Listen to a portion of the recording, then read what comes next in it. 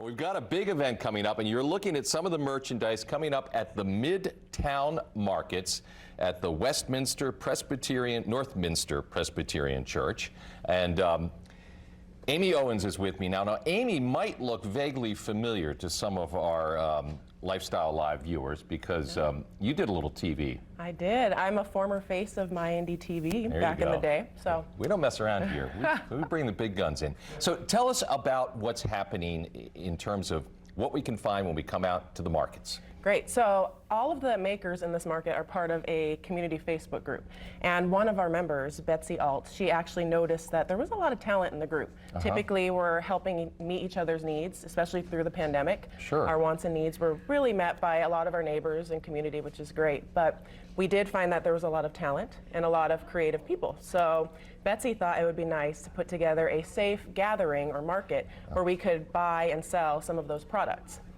And this is really a neat thing to have at a church in particular when the church is trying to connect with the community. Yes, the church has been a great source for us. They opened up their doors. It's a beautiful facility. They were very welcoming and able to bring all of these makers together in one place where we could share all of our talents. So tell me about the people who created this stuff. How much fun is everybody having as a team? I think during the pandemic, people really discovered how creative it could be. We had a lot of time on our hands. The market will feature some of those items. As you can see, we have plants and seedlings, we have bath and body products, we have baked goods, home decor, a little bit of everything. The jewelry, I'm actually wearing earrings made by one of our Midtown makers. So, oh, neat, okay. Yeah.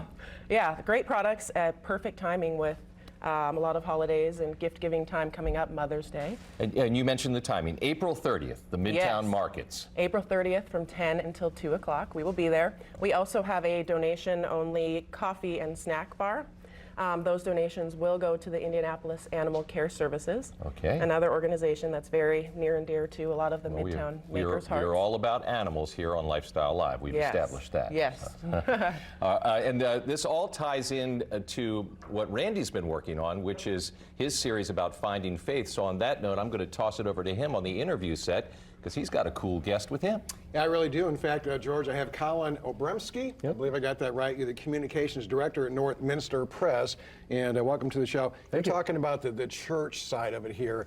And Colin, why is Northminster hosting the Midtown event coming up? Why are you guys doing that? You know, Northminster's in basically the middle of a neighborhood, which I think is unique for the church. And Northminster's wanting to reach out into the community. And this was an excellent opportunity to partner with people in the community to show the different artisans in the community and to support the people. And Northminster does a lot of events like this to kind of do things that are different than just the Sunday morning normal. Yeah, you want to get out with the people and everything. Is this the first year of doing this, or? No, did it last year in the winter time, did a Christmas market, but we're really excited because this will be the first of 4 this year. And so all those dates will be are on our website, and you can see that. But yeah, we're just really excited about it. We host, we have free concerts for the community. We also have a discussion that's coming up that's going to talk with people who have been incarcerated and what their lives were like both inside and outside. And that just really gets me excited because it's great to be a part of a church that really wants to be a part of the community. And it's all inclusive, right? Everybody's welcome to come and show up. Yes, it's all inclusive, a very affirming church, and just a church that that does not judge people. So it's a really wonderful church to be a part of. And again, this is kind of came forth too through COVID, right? Yeah. With COVID, everybody is locked up in that, but this way people can get out, you can get to know each other, and hopefully grow the church. Yeah, you know, it's one of those things that's where, you know, traditionally you just rely on people coming on a Sunday morning, but there's a lot of, you know, things that we're doing that people could come on a Wednesday night and come to a meal and come hear a presentation, come do arts and crafts, just to kind of thinking outside the box. Okay, just one more question for you too, and that is, how can churches better better connect with their community? Yeah, I think churches need to look beyond just what they normally do. You know, COVID drove churches to be very creative and to do things differently. Absolutely. And I think it's very easy for us as churches and as Christians just kind of go back to the norm. And I think we need to continue to be creative. Yeah, and I think too, with a lot of churches, I know our church too, I mean, some churches have grown during this time, others have fallen down in numbers and that.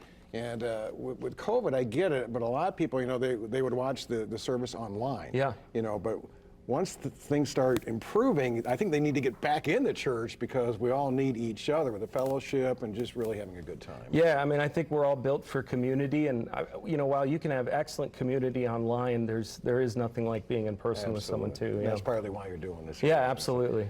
Colin Obremski. Yeah, I you got it. right there. Polish. Yeah, there you go. George, over to you there.